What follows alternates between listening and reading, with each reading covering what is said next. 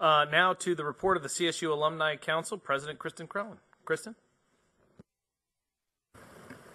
Thank you, Chair Monville. As you heard in the Chair's report, we are excited to be encouraging alumni to earn both their volunteer and donor badges on their Class of 3 Million profile. Thank you to Chair Monville for leading by example and already earning your badges.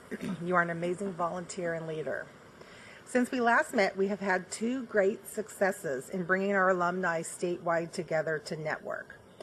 On February 9th, 18 campuses came together to host the very first Bay Area Alumni Mega Mixer. This evening of social and professional networking in San Francisco was very well received with over 230 attendees. And as the Chancellor mentioned, February 26th, we hosted the 5th annual New York Tri-State Alumni Reception. We once again had a packed house at the University Club with over 200 in attendance. CSU Northridge alumnus Bill Griffith, a well-known financial anchor at CNBC, was an excellent guest speaker that his fellow New Yorkers very much enjoyed. Thank you to Presidents Garcia and Harrison for all they did in helping us to make this event so successful. On April 13th, we are looking forward to hosting an alumni reception in Seattle, and I will share those results with you in May. As we do each March, I'm happy to share with you the new edition of our annual Made in the CSU project. The booklets have been distributed to you, and you may have noticed the posters in the lobby. Previously known as Working for California, it has been rebranded this year to better align with CSSA's successful Made in the CSU campaign that has been adopted by many campuses system-wide. The project highlights CSU alumni who are leaders in their industry and key fields that contribute to California's and the nation's economic, social, and cultural well-being. I'm very proud to have with us today one of the alumni featured in this year's booklets and poster display that will be shown outside the governor's office this spring. CSU Long Beach alumnus Bill Schumard is president and CEO of Special Olympics of Southern California.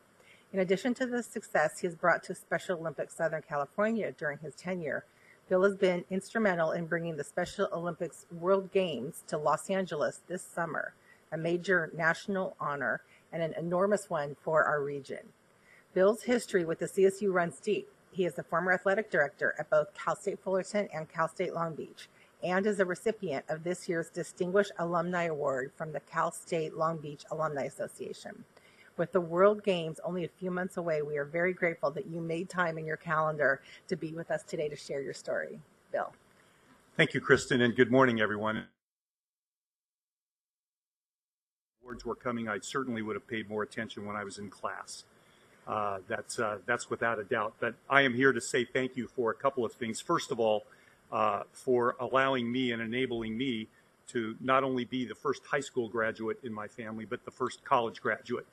Secondly, I achieved a career pinnacle when I became executive director of athletics at my alma mater, Long Beach State, 1996 through 2005. But it was during that tenure that I was introduced to the world's largest sports organization, the Special Olympics movement. It seems that our organization in Southern California held its premier championship event on the UCLA campus for 25 years. And we were asked if we were interested in assuming that role. And so President Maxson and Mayor O'Neill and I, at that time, cut the deal, and Special Olympics Southern California moved its premier event to the Long Beach State campus. And we've been there 15 years in running, and we'll announce a little bit later this spring that we're going to move forward together for another 3 years. So after serving 5 years as a volunteer on the board of directors with Special Olympics, I was asked to take the CEO position, and I'm now in my 10th year, and we're approaching something that's truly once in a lifetime for a lot of us. The Special Olympics World Summer Games will be coming to Southern California in late July and early August. 7,000 of the world's best athletes with intellectual disabilities from 177 countries will converge on Southern California to compete in 25 sports over 8 days. It's preceded by a very unique program that Special Olympics features called the Host Town program. All 7,000 of those athletes, when they reach Southern California, we will ship them out into 75 cities in our footprint so that we can have cultural exchange and a little bit more knowledge and engagement about the movement in all of Southern California communities just prior to the World Games. I'd like to personally thank Chancellor White and Andy Jones for stepping up on the system's behalf, because 11 of your campuses will be hosting athletes from other countries prior to the World Games for 3 days free of charge for lodging, and we very much appreciate it. I think it's going to be the trip of a lifetime for 7,000 athletes. We're excited that we're going to be a part of it and that you all are going to join us with it. We've got some commemorative pins for you just to say thank you. But again, on behalf of a very grateful alum, I'm honored and humbled. Thank you. Okay.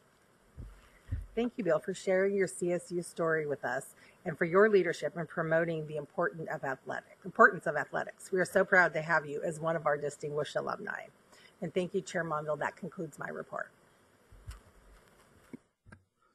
Thank you, President Crellin and Bill. As a grateful alum, thank you for your continued service and the example you set for all alumni and for the California State University. So thank you.